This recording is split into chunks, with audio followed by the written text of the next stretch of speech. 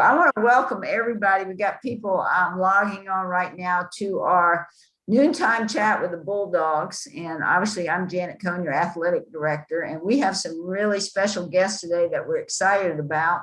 One is our very own alum, Pete McDaniel, joining us from over in Georgia. So, Pete, we're going to talk a lot to you a little bit later on, but thanks for joining. It's good to see you with your royal blue on. We have our head coach, Mike Morrell, joining us today, too. And we've got some exciting news to talk about men's basketball and the Big South tournament starting.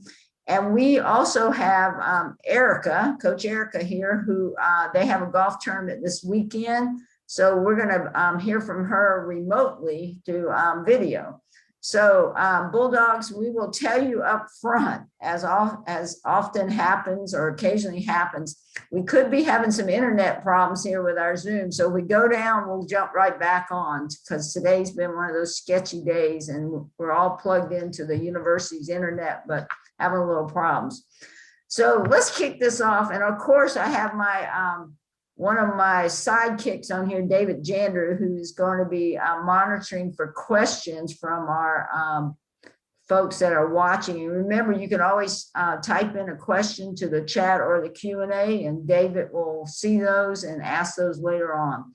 So let's start off here. Donna, why don't we bring up Coach Erica? Our women's golf team kicked off their season a couple of weeks ago, had a great first tournament. And I think Erica wants to share a little bit with our Bulldog fans about what's happening with women's golf. Hi, I'm Erica Schneider, the head women's golf coach here at UNC Asheville. To give you a little rundown of our team this year, I have 8 players on my team, 7 of which are freshmen. So as you can tell, probably my patience gets tested quite frequently. But it's a lot of fun because I have almost an entirely new group of people. I have one returner who's a junior, Bailey Evans. And so she's been here as long as I have.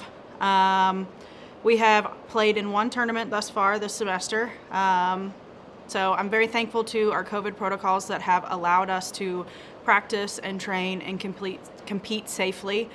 We had a freshman of the week in our first tournament, Phoebe Carlis, and she finished top 10 in the tournament.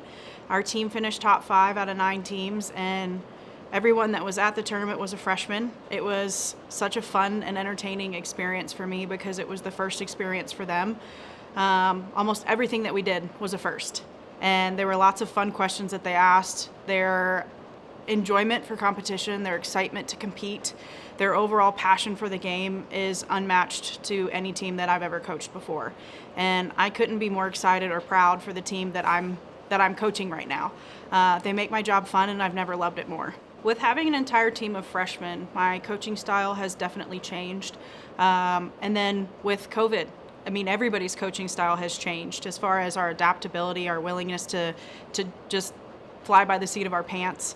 I have 7 girls on my team who have never played in competition with the team or for a team. Golf is an individualized sport, but it's also a team sport at the same time.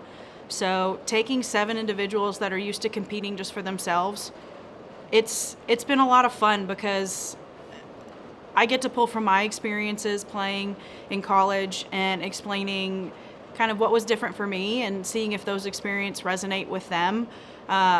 It's hard when you start to play on a team because not only are you playing for yourself, you're playing for your teammates, you're playing for your coach, you're playing for your university. So the overall pressure to perform is a lot higher here. And before, your level of work ethic was basically what you were willing to put in for yourself. And so explaining that not only are you practicing for yourself, not only are you trying to perform your best for yourself, but you're also trying to do it because you want your team to do well. I know that when I played in college, I didn't want anyone to beat me, and I didn't want anyone to outwork me, and I was the person who had control over that. And so there were times when I chose to work harder than anybody else because I was not okay with the fact that they could potentially beat me tomorrow because they worked harder than me today. And understanding that their work ethic can be compared to their teammates, but also it's an individualized sport. So comparing their results to what you're doing is a very hard thing to do in an individualized and team sport at the same time. With COVID, my coaching practices have definitely changed as far as one of my girls in our last tournament made the comment. She said, our home golf course is Walnut Cove. And she goes, Coach, I just realized that I've never actually raked a bunker at Walnut Cove. And so for those of you that do play golf and understand what a bunker is, you rake it when you're done. Well, there's no rakes in the bunkers to avoid cross-contamination and exposure to other people touching the rake. Same thing with flag sticks. My girls have never touched the flag sticks at Walnut Cove. We wear masks anytime that we're indoors or on the facility. When they get to the practice facility, as long as they can practice social distancing, they are allowed to take their masks off. When we travel, we're not allowed to eat in the van. We typically don't go into restaurants. We get our food to go and take it back to wherever we're staying, so then that way we can make sure that we're staying healthy on the road and to make sure that we're keeping our athletic department healthy when we come back. So it's very different from what we experienced last year, very much so. We're almost at the year mark of when we were told everything was shut down. And I'll never forget that day because we were sitting in the Chicago airport coming back from our senior trip from Hawaii. And I looked at my girls that were seniors and I had to tell them that that was the last college golf tournament that they were ever going to tee it up in. And so to see where we are now, almost a year later, and that we've adapted very well as an athletic department, as a team. My team has bought into what we're doing because everything that we're doing, they understand that it's what's giving us the opportunity to play. Now that we're finally competing in the spring semester, amongst practice and on-campus changes, there's been a lot of changes to actual competition when we go to the facilities that we're playing at. We're used to wearing masks, we're used to social distancing. The one thing that's very different for college golf is we're playing with our teammates. So typically when you tee it up in a tournament, your players, you take 5, you count 4. They're ranked 1, 2, 3, 4, and 5. You're paired with 2 other teams, so your number 1 plays with the number 1 of the other 2 teams. And the number 2 plays with the number 2 of the other 2 teams, and so on and so forth. Well, right now, to avoid cross-contamination and exposure to other people, what they're doing is you're playing with your teammates. And so some tournaments you're playing in a 5-some, some tournaments you're playing in a 2-some and a 3-some. And so it's very different because you're more comfortable with your teammates, you're more social with your teammates. When you're playing with other teams, you're a heck of a lot more competitive. And so learning how to be competitive against the people that you're there to play for and play with is a completely different experience. Luckily so, only one of the girls on my team has an experience to compare it to. I would say that I'm very lucky to have such a large freshman class because they can't compare it to anything else. This is their normal. This is their comparable experience. And so that's been super helpful because they're not really trying to compare it to anything else. They're just trying to do whatever they can to compete and to compete safely. And for me, it's good because I don't have to try to go all across the golf course to get to each of them while coaching. I don't have to bounce between 5 different holes to get to them. They're playing in the same group, so it's very easy for me to be able to coach them, and I'm thankful for that. So there are some good things from COVID as far as, one, not playing last semester. It gave my entire freshman class a solid semester to adapt to college life and to learn time management skills and those kinds of things. So even though there are some things that people are struggling with, it's given us some pretty good opportunities to adapt and to grow with my freshman class. Well, it was great hearing from Erica, and for those of you tuning in, they're taking off to go to a tournament, so it was great to hear a little bit about our women's golf program. Before I let Coach Mike Morrell talk, I do want to tell everyone, we have 16 Division I sports. 14, actually maybe 15 of them will be competing over the next 3 to 4 days. The one team that's not competing is women's swimming because they are the first team to have actually completed an entire swim season and a championship. And since the last time we were together, Elizabeth Likens was the coach of the year. But this weekend, we've got men's and women's tennis, our women's golf, women's basketball, volleyball, our track programs over at going to Winthrop to compete. Got 80 track athletes competing. Men's soccer, baseball's up at ETSU, And we thought we weren't going to have a women's soccer match, but because Charleston Southern was unavailable to play because of COVID protocols. And we just got called a few minutes ago to say, hey, do you think you could play Radford? Because they also need someone to play. So who knows? We may even pick up another home soccer match this weekend in between the rain. One of the things we're really excited about, though, we have finished the regular season of men's basketball, which we are so excited about. But I want to turn to Coach Mike and say, first of all, congratulations, because the first time I think since 2018, we are hosting a Big South Championship game in the Kimmel Arena on Monday night. So talk a little bit, Mike, about the season, about who we're playing Monday night. Give everybody a little inside view. Yeah, thanks for having me. I really thought I was on here because I'm a former golf coach as well. So I little surprised that I'm talking about basketball. I said this in my press conference when I got here. People said I had no head coaching experience. That's not true. When I was coming from Texas, I was a head golf coach at King College in 2005 and 6, and we finished 10th and 11th. In our conference. So I'm not a golf coach, very short tenure. I'm really proud of our program this year. I actually had a conversation with Erica before the year about her team. And it was really, hearing her talk really reminds me of my first year here at UNC Asheville and how many you're freshmen and new. And I can't imagine having to do that along with everything else this year. And COVID and having to coach a team with so many new student athletes. So, my conversation with her at the beginning of the year, it's been fun to watch their program and team grow. But for our program, we play Monday night. We're the 4th seed in the Big South tournament. We're 9-5 in the league right now, which I'm really proud of. But we have not played since January the 30th, when we ended the nation's longest winning streak against Winthrop at Winthrop. So for us, it's a very different year. And I think if you talk to any coach in the country in any sport, at any level, they will tell you it's probably been as challenging of a year as they have ever had.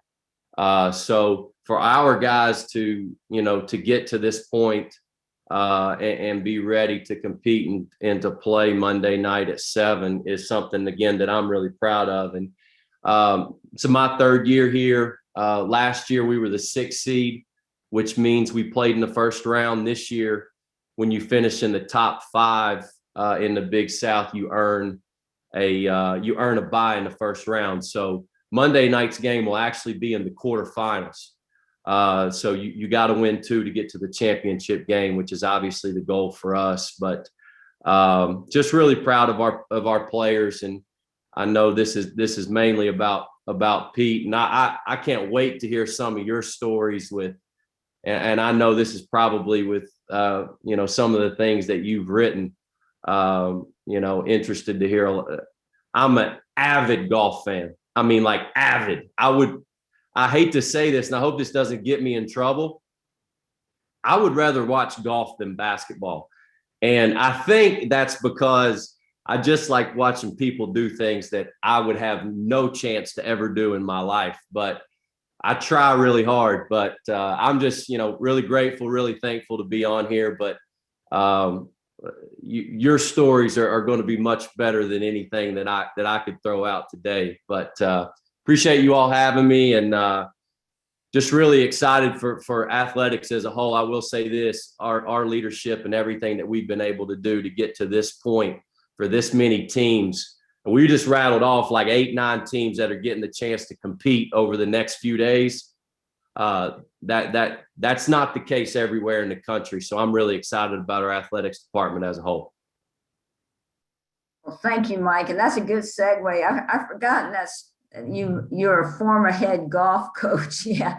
we're glad you're a basketball coach. That's all I have to say on that for sure. But let's turn to our special guest. And once again, Bulldog friends, if you got a question, we'll have some time at the end. You can ask Mike a question about basketball or two, or a question about women's golf. But Pete McDaniel, first of all, thank you so much for joining us. And I want to kind of go down memory lane a little bit. Obviously, you're a 1974 graduate of UNC Asheville, one of our most esteemed, well-known alums, and we're so proud of you. But for our people on this call, take us back. You grew up, I think, right here in Asheville and Arden. Let's go back in history a little bit and talk to a little bit, not only about growing up here, but sort of your experience as a person of color who actually got into golf living in Asheville. Give us a little history lesson about Pete McDaniel. Wow. Well, first of all, thank you all for having me. And you know how much I love my alma mater, and I'm just proud to be here today. Well, first, I guess people need to know my real name is not Pete. That's my nom de plume, and I actually stole it from my father, who was Big Pete, and that wasn't his real name either. It was a nickname. I'm from Arden, and I tell people it's a suburb of Asheville. And I think it may be soon to be incorporated into Asheville, which it wouldn't be a bad thing at all either. But I grew up a country boy. I played basketball on a dirt court, and where you really had to learn your handle, because a lot of times you were dribbling around roots, tree roots, and rocks and stuff. So I was a pretty good athlete. I played basketball, football, baseball growing up. And you're right, I grew up during a very difficult time in the 60s, 50s and 60s, where there were many chances to become enraged at social issues. I remember a town square had water fountains, two water fountains, separate ones, one for white people and one for colored people. I'm that old, if you can imagine. Two bathrooms, one for white people and one for colored people. The food counter at Chris's downtown, you could get served a hot dog, but you had to go to the basement. So that's the era that I grew up in, and that was the racial climate, and it was very difficult. But I had very strong parents. My father worked at Christ School in the dish room there. He also cut hair for the students. My mother also worked there, and she did a lot of domestic work, and before she went into working at plants around Arden. But my mother was the driving force to my everything that I ever accomplished, as I wrote in one of my books. She taught us that we had to really strive to be successful in life, and that education was the key. And so she stressed us when integration came along. I attended Shallow Elementary School my first 6 years. And then in the 7th grade, integration came along, and I went to Valley Springs Elementary School. Played football, baseball, basketball there. Those were some difficult times, to be honest with you, because the atmosphere was one of, may I touch your skin to see if the color's gonna rub off. My fellow students, can I touch your hair to see what it feels like? Do you really have a tail? You know, all of these things, all these lies that some of my white students had been told, I don't know, by their parents, grandparents, or whatever. You know, you constantly had to prove yourself. You had to prove yourself in the classroom, in athletics, You had to really grind them. But my mother had prepared me for that. She told me that I'd be challenged, and I had to keep my wits about me. I couldn't lose my temper, and I was really hot-headed at that particular time. As a matter of fact, Janet, I'm probably still pretty hot-headed at 68 years old. I can't even imagine I'm saying 68 years old. But that's how I grew up. And I tell people a lot of times that who want to know about my formative years, I learned how to compete in the classroom. I learned how to compete on the basketball court. And I tell people my claim to fame is not so much that I was Tiger Woods' ghostwriter for all those years. My claim to fame is that I grew up playing basketball at T.C. Robertson High School, and I called myself the heir apparent to Roy Williams at point guard, which is a slight stretch of reality, because I was a sophomore and Roy was a senior. Roy was a starting point guard for the varsity, and I was a starting point guard for the JV team. But between Roy and I was a guy named Booger, Booty Wright. I'm sorry, Booty Wright was his name. Heck of an athlete, one of the best athletes T.C. Robertson ever turned out. He was actually the heir apparent, but I was in that line of succession as well. So I've told that story across the world because everybody knows Roy Williams, and few people knew Pete McDaniel, but I'm connected with Roy Williams. So, and I stand by that story. I got into golf as an 11-year-old caddy. My brother, who's 4 years older than I, and I had some cousins as well, who went to Biltmore Forest and became caddies.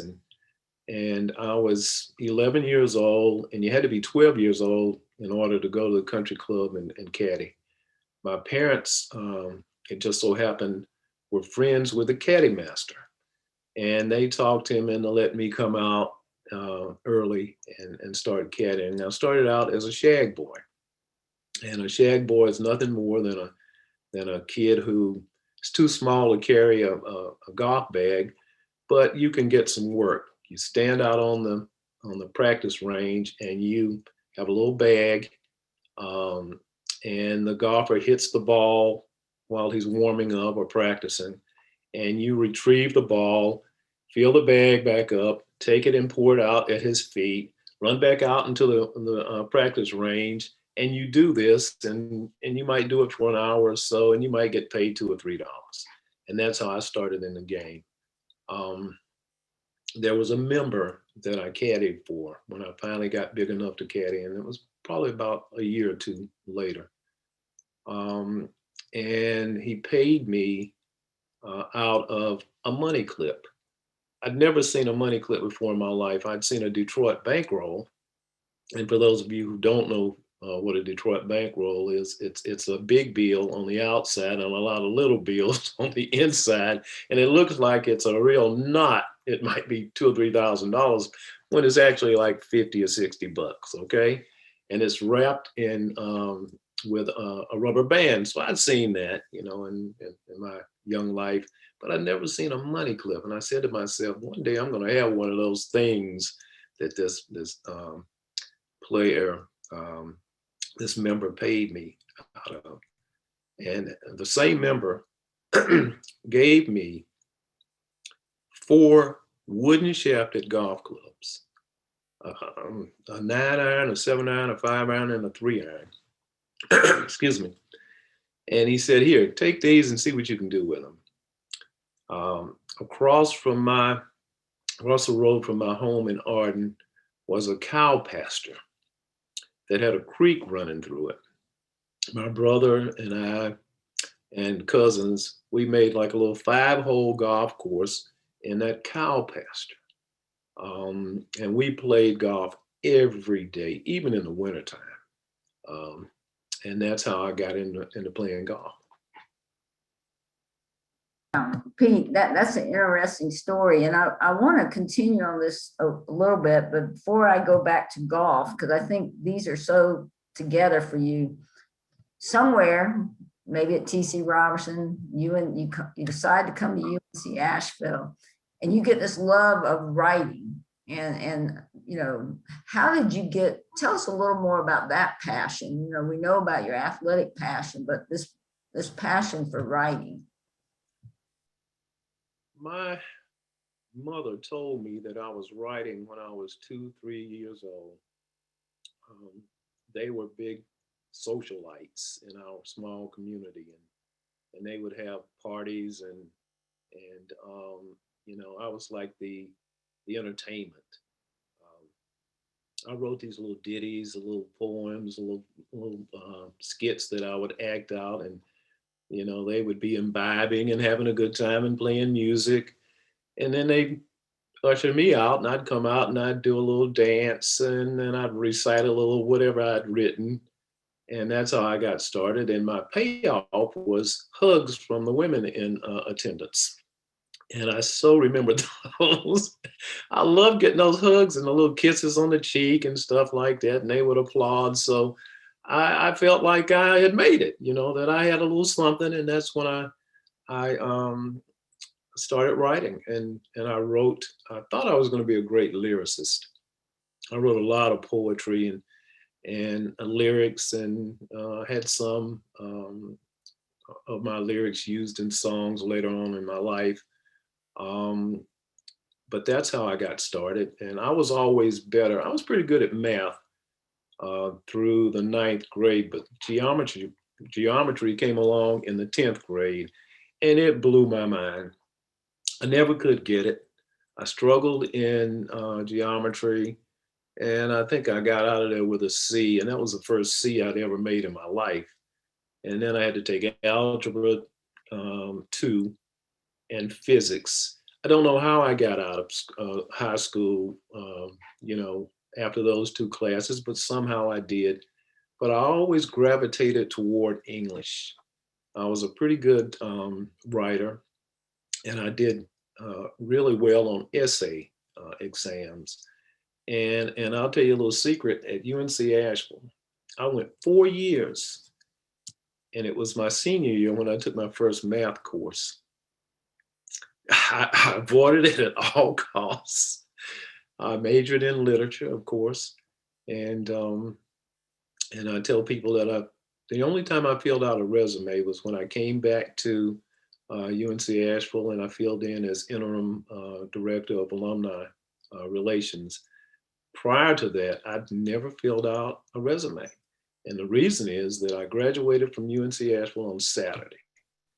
And I got a call from the editor of the hometown newspaper, the Asheville Citizen-Times, offering me a job. Untested, untried, had no experience. I'd written some for the school newspaper, but that was it. And come to find out, Henry Robinson, the legendary writer for the Asheville Times and the Asheville Citizen, is the one who recommended me. So I owe my entire career as a journalist to Henry Robinson, a great friend, and just a supporter of mine throughout my career. Wow, that's a great story. I didn't know that part about Henry giving you that opportunity coming right out of UNC Asheville. I have heard a rumor, though. People, for those listening, you're a pretty good golfer. Maybe you had aspirations playing professionally. And I read this somewhere that you went over to the Skyview Open, which is a great tournament, and decided maybe professional golf was not your route. Is that true? That's definitely true. I called myself somewhat of I played junior golf against some of the Asheville's best when I was 12, 13, 14 years old. And I was a hot shot. I played high school golf, and of course I walked on at UNCA, and I played there as well. I thought I could play. And then I went out to Asheville Municipal Golf Course, and they were hosting the Skyview Open, and my mother let me off. I might have been about, I probably was 14, 15 years old. And the back of the green, behind the green on number 9, there was a makeshift practice tee. And as we were driving up, I saw all of these cars, these Lincolns, these shiny luxury automobiles, and I'd never seen that many in one place before, Cadillacs and the like. And so we get up to toward the ninth green, and I see all of these black golfers that look just like me, and they're dressed very colorfully in yellows, and look like a rainbow coalition in modern day terminology. So I get out of the car and I stand there in awe watching these brothers hitting golf balls, and they're hitting these shots. I played like a little power fade. It wasn't much of a power fade. It was more of just a cut that I played. Very successfully. I'd find fairways, and I was good. I had a good short game. So I was probably at the time mid to upper 70s shooter. But these guys, they hit these little tight draws. Janet, the ball would go out like this, and it would just go, every one of them. And I'm standing there just in total awe. And I said to myself, maybe golf is not my calling. Maybe I want to do something else with my life. Just like with UNC Asheville, I found out that I was not going to be a professional basketball player. That's another story. That's why that UNC Asheville education degree is so important. So let's go from Asheville Citizen Times. I mean, we all know, and I want our friends to know, how did you connect with Golf Digest? And obviously, we're all familiar, and most recently, we've seen some of the documentaries with you and about Tiger Woods. Give us a little about Asheville Citizen Times, Golf Digest. Now, fast forward later on, you are now doing documentaries, you've written books. Let's get a little more about your career. I spent about a year, about 14 months at the Asheville Citizen Times, and I was really radical. And there were some things going on at the newspaper that I felt were out of step with where my social issues that really mattered to me, they weren't aligned with those issues. And so I went in one day and objected to something that appeared in the newspaper, and I was ceremoniously issued out of the building. So I spent a little time doing odd jobs. I traveled with a band, Bite, Chew, and Spit. A lot of people in Asheville remember that band with Otis Ware and Leroy Posey and all my homies. I wrote music for them, and lyrics for their songs and handled their lighting system. So I did that for about a year or so, bounced around, sold life insurance at Life of Georgia right there on Merriman. And then I went to the airport, and I thought maybe I wanted to be not a flight attendant, because I wasn't good enough, good looking enough to do that, I didn't think, but a ticket agent. So I was training to be a ticket agent. And Richard Morris, the great golf writer for the Asheville Citizen Times, one of my dearest friends, happened to come out to the airport, and he said, Pete, Hendersonville Times News is looking for a sports writer. Why don't you try to get back into the business? And I said, Richard, I'm making $12 here as a part-time employee. I don't think I can make that much writing sports at the Hendersonville Times News. He said, well, you're pretty doggone good. That might be something that you can do a lot longer. So I thought about it, and I thought that, my mother would, as I've said many times, I just wanted to make my mother proud, and I felt she might not be too proud of me not using my degree. So I went out and I applied for the job, and lo and behold, I got it. I started out as a sports writer. Was there a couple years, and the sports editors resigned, and I moved up to the sports editor position. Now, the Hendersonville Times News was owned by the New York Times Company, which also owned Golf World and Golf Digest. And I'd been there 13, 14 years, and it was time for me to move on to see just how good I could be. And that's how I moved up to Golf World. I was flown up to New York to cover the 1993 U.S. Open, which was being held at Baltusrol in New Jersey. And it was kind of a tryout. And I have to say that I must have passed with flying colors, because on deadline on Sunday, Lee Jansen won the tournament. And he was from a place in Florida, I think it was Lakeland. And the New York Times company also owned the newspaper in Lakeland. So on deadline on Sunday, I wrote a game story. I wrote a feature for the Lakeland newspaper on Lee Jansen. I did a notes column. I also wrote a column besides the notes column. All of this on deadline. And I guess I blew the guys away. But that was nothing new for me, because that's what I had always done. My old mentor, Buddy Chapman, at the Times News, called it white heat.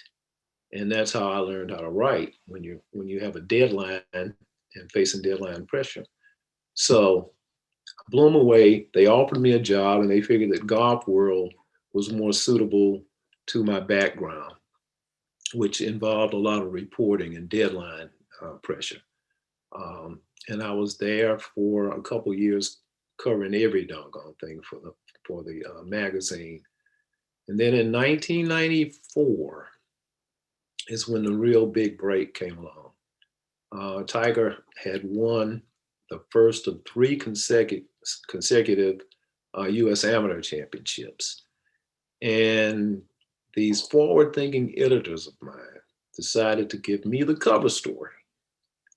He was being named Man of the Year, the magazine's Man of the Year. So they dispatched me to Stanford to interview him. And we meet at the golf course, at the Stanford golf course. And he comes in wearing his polo shirt and his shorts, and he's cocky as he can be. I can tell. I'm not turned on very much by this kid who thinks he's all of this. And so we sit down. I prepared myself. I had a whole list of questions. You know, this is my first cover story, and I've got to do a great job. He orders a stack of pancakes or waffles. I can't remember quite which it was, but it was about so doggone high. Okay. And 2 glasses of orange juice. And he's whooping down those pancakes or waffles. And he never looks up from the plate. And I've asked him like 4 or 5 questions, and all he has given me is 1-word answers. Yes, no. And then he'd look up and say, "What do you mean by that?" And so after 10 minutes into this interview, I realize I have absolutely nothing. So finally, I ask him a question, and he looks up at me and grins, that famous grin of his, as if to say, "Okay, I checked you out. I've given you a hard time. Now I'll start giving you some pretty insightful answers." And he did. I go back to the office, and I write this cover story, and Earl Woods calls me and says, "Pete, I really love the story that you did on my son. How busy are you?" I said, "Well, Earl, I'm pretty busy. I'm covering colleges, the LPGA. I've got a TV column. Why?" He said, "Well, I was thinking about asking you to help me write a book." And I said, "On second thought, Earl, I'm not that busy, you know." So we collaborate on Training a Tiger. The book debuted the Monday after Tiger won the 1997 Masters, and it debuted on the Oprah Winfrey Show.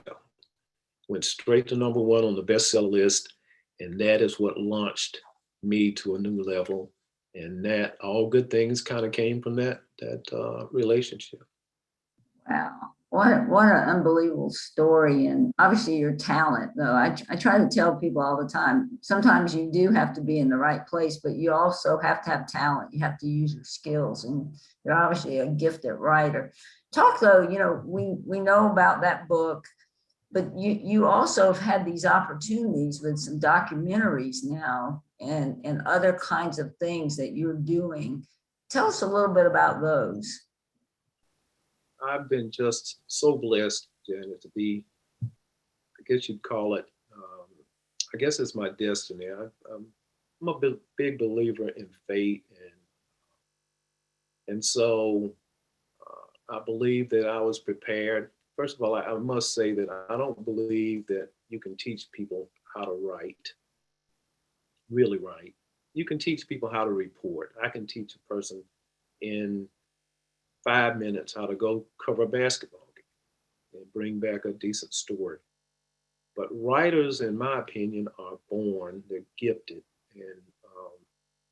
And so with that gift, um, having maximized that gift through my education at UNC Asheville, and there's a story behind that too. And I think I told you that story, but it didn't dissuade me. I kept going. Um, I was prepared for the opportunities when they came. And among those opportunities, besides the books that I've written, were opportunities to speak on behalf of Tiger and his family. And I cherish that opportunity because most people don't know celebrities. Most of us will never, ever get an inside look at how these people think, what they do. And I was blessed enough to be around Tiger and his family to understand him and to kind of give a sneak look at who this person really is. So when the opportunities came about for me to do these documentaries, I was a little reluctant at first because if I'm nothing else, I'm loyal to Tiger and his family. And the proof is in the pudding. I'm the only one who would be called a fringe insider of maybe 5 or 6 of us. I'm the only one left. And I take that to be quite an honor. And that means that I have never revealed anything that was told to me in confidence. And I never will. And that's why I don't write books about Tiger. I just, I'm not going to do that, or his family. So when the opportunity came to kind of be the voice that would lend some balance to the entire story of Tiger Woods, I reluctantly accepted it because I felt it was my responsibility to kind of set the record straight on some issues that had hounded Tiger for years. And so that's how I was contacted by producers, and like I said, I weighed it very, very heavily, and decided to do these documentaries. And a colleague of mine had it really right in his story he's a former Sports Illustrated writer, and he wrote this piece on me for golf.com, and he talked about how I was always in the background, and there were much more celebrated writers who got all the headlines and got all the publicity. And the reason for that was that I explained to him, I'm a background singer. I'm not a lead singer. I never have been. and I prefer it that way. So all of the attention that I've received has been unwanted. I've accepted it, and I'm very proud of my accomplishments. But with fame comes a lack of privacy. And that's something that I never really wanted. But I've been blessed. If I have blessed anyone, informed anyone, educated anyone, entertained anyone, then I figure that I've had a pretty doggone good career, and I'm satisfied with that. Well, you're so humble. We are so proud of you, your university, because you are certainly one of our distinguished alums and have had a great career and still got more coming. Share it, because you told me recently, I guess you're writing right now. So give us a sneak preview. What's going to come from Pete McDaniel now? Well, I'm writing a memoir. It's a slow process because of this COVID pandemic. It should have been a lot quicker than it's been because I've been inside a lot lately, but I have had other projects that I've been working on as well. And I'm writing another memoir for a friend of mine. And I keep getting these opportunities, and I'm trying to tell people, look, I'm retired. I want to play golf. I want to sit out in my backyard and play with my puppy. And, I don't want to be on any schedule. I don't want any more deadlines, but with opportunities to maybe make a difference, you have to accept them, so I'm reluctantly accepting these things that are I think important to a lot of people, and hopefully they'll do some good. But my main project is my memoir, and I'm telling some stories. I'm very honest. My life has been full of complications. I am no means a saint, as no one is. But I peel it back. I peel it back, and you get to see exactly who Pete McDaniel is and where he has been and where I came from, the dark places that I've been, and only by the grace of God have I survived, because I leave my memoir by saying I didn't think that I was going to reach 50 years old. So I kind of hit the ground running from the time I was big enough to walk. And I've been running ever since. So I'm trying to slow down now. Well, we'll look forward for you finishing that. And then we're going to have a book club discussion about this book. We'll get a lot of viewers. David Jander, I know we have some questions. So you want to come on and ask a few questions to Pete or Mike? And Absolutely. The first one, Pete, besides Tiger, because that one seems like the obvious answer, who is your favorite golfer to cover and why? Well, you probably won't know this name, but I caddied for a guy named James Black, who played in the Skyview all the time and played on tour for a little bit. And I've followed him for years and years and years and years. I know a whole lot about him. I'd like to maybe write his autobiography someday. But on tour, there's a guy named Cameron Champ, who is absolutely the longest hitter I have ever seen in my life. I thought Tiger was long, and he was, in his prime. But this guy, when he launches it, it is absolutely disappears. I swear, it's like it gets out there about 250 yards, and then that's the last time you see it. He hits the ball over 300 yards, maybe 325, 330 every time he swings it. And it's not a high trajectory either. It's a kind of a penetrating jet propulsed type shot. And such an humble individual. He's a young guy. And then there's also maybe my favorite player right now, other than Tiger, would have to be Justin Thomas. I love this kid. He's slight of build. He's confident, but not cocky, not arrogant. He's accomplished at such a young age, and he's fun to watch. I like guys who are fun to watch and who are somewhat humble, not too humble, but because you got to be a little bit cocky to be successful, I believe. But those are my guys. Hey, Dave, can I ask a question? Absolutely. I would be really interested to hear this twofold question. Favorite golf course like you've ever played as a golfer, and then as a writer covering a golf tournament, favorite event to cover? Favorite golf course is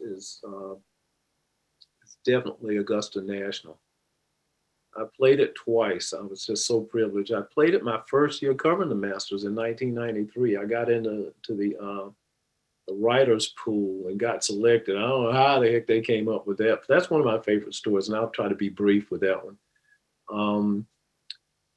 It was the year that Bernard Langer won. I'd never been to the Masters before, so I go down covering it for Hendersonville, Times News, And sure enough, at the end of the competition, my name is among the like 30 members of the media and other celebrities who were in attendance that got picked to play the golf course that Monday. I'd taken my golf clubs. I'd had kind of a bad shoulder or something like that. And I hadn't played in months, but I took my golf clubs just in case. And sure enough, I got selected. So the night before the tournament, I must have polished my shoes. This was back when you polished your golf shoes, by the way, Coach. I polished them about 5 times, shined them up, cleaned my golf clubs. I had my outfit laid out. So I arrived at the golf course. Tee time was like 8 o'clock. I got there about 7 o'clock. Go out to the practice range. And on one side of me is Dr. J. On the other side of me is the female, the Japanese player, Ayoko Okamoto. And we're having a little lively conversation and having a good time. And I'm feeling nervous. I'm pumped up. I'm hitting the ball good. I hadn't swung a golf club in months, but I'm hitting the ball just beautifully. Get to the practice green and I drop a couple balls down and I'm stroking the ball and I'm making putts on those greens. And I go out and I shoot 103 with about 10 3-putts. I had never played greens that fast in my life that broke like it. He had a 2-foot putt, Coach, and it had maybe about a foot break. I didn't know how to handle that. So I had all these 3-putts. And I had one highlight. I birdied number 16. And I don't know how I did it, but I hit it way up to the right. It was the Sunday pin location. And I hit the ball and it somehow found the cup, okay? That was the only highlight that I had. And when I got back to the newspaper, I wrote, it was the worst round and the best round all in one. So that's my favorite golf course. My favorite tournament, though, is the U.S. Open because I love carnage. I mean, I'm sadistic in that way. I love to see those guys hit it in grasses that's knee high and to watch them hack it out because that's how I play now, And the course just beats them to a pulp. The USGA sets it up to where they have no shot at all. It does identify the best golfer that week, though. So in all respects, I think it's fair. But that's the answer to your question. Well, if you enjoy that, you just come follow me and Jandrew walk Walnut Cove and play that. And that'll be quite a story, one you shouldn't write. David, we got another question there. I do. I actually have one. This is for both Pete and Mike. What is your current handicap? Oh my gosh. Mike, I'll go first. My handicap now is probably I'm going to say about a 16. When I was playing at UNC Asheville and during my hustling days, because that's a whole nother story that I have to tell you all about. I was a pool hustler and a golf hustler at the same time. I was probably about a 2-3 handicap. I shot 67 at Muni and several 68s and 69s and stuff like that. But I did more hustling than playing competitively. Yeah, but now I'm about a 16. I can barely break 90. I can't wait to hear Mike Morrell's. It's a million. I have no idea. I would guess it's probably in the around 20, low 20s. I would guess. That's if I'm playing by the rules that day. I see no reason for me to play by the rules when you play like I do. I just foot wedge and all that. But like I say, Pete, I try really hard, but I'm and it depends on what golf course locally. I can't. Walnut Cove chews me up. It's too tight, and I hit it all over the place.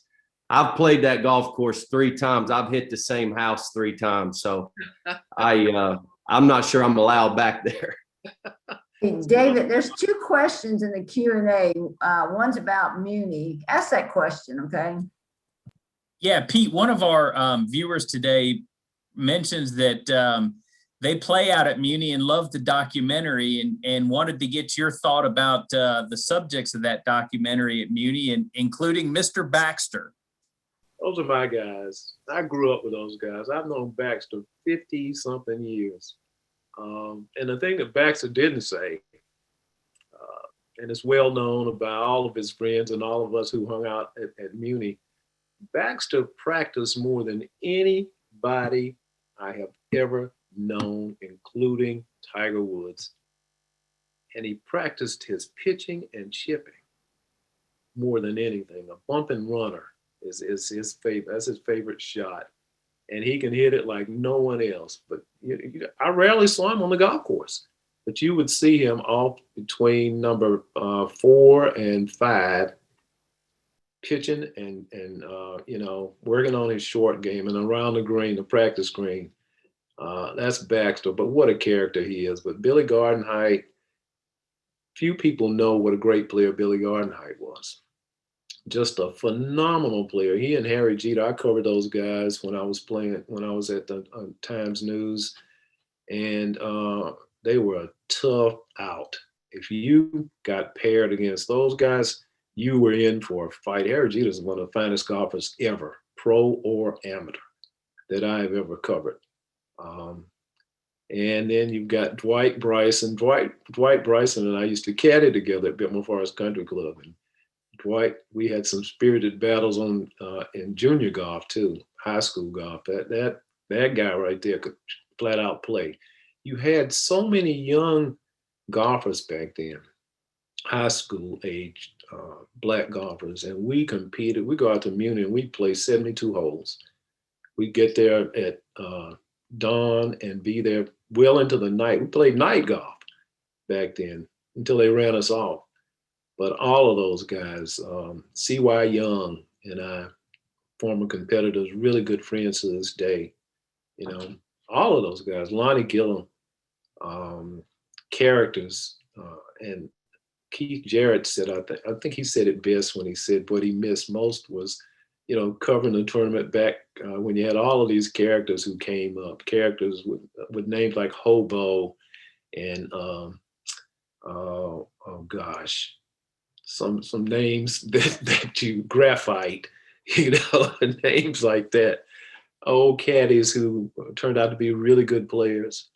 But Muni has meant so much to so many people. It was a place where we not only congregated to play, but also socialized and told lies about our games and, hustled each other. And if you went out there and played on your butt, as we said, we said another word for it, but that meant that you had no money in your pocket and you were gambling and you had to win. If not, then you might be in some serious trouble. And I did that many times. Well, thank you for sharing that. We're right now up on our hour. So I want to thank Pete once again for joining us. Some people are texting me, wanting me to already invite you to come back. They want to hear more. So I want to thank you. And Coach Mike, I want to thank you too for getting on. I know you got a lot on your plate right now. It's getting ready for basketball, big game. Thank you again to our Bulldogs who tune into this. This is it's been fun. I love them. I love hearing the stories and getting to know some of our alums and some of our friends better and our coaches too. So we'll have another one here in a while. If we didn't answer your question, Donna Peak will capture those questions and shoot them off to Pete or Coach Mike, and she'll email you maybe the answers to them. But we'll have another one of these in a few weeks. And I want to thank our sponsor again, Mako Medical, for sponsoring this. And as always, let's go Bulldogs. Have a great day and great weekend. Stay safe. Thank you. Go Bulldogs.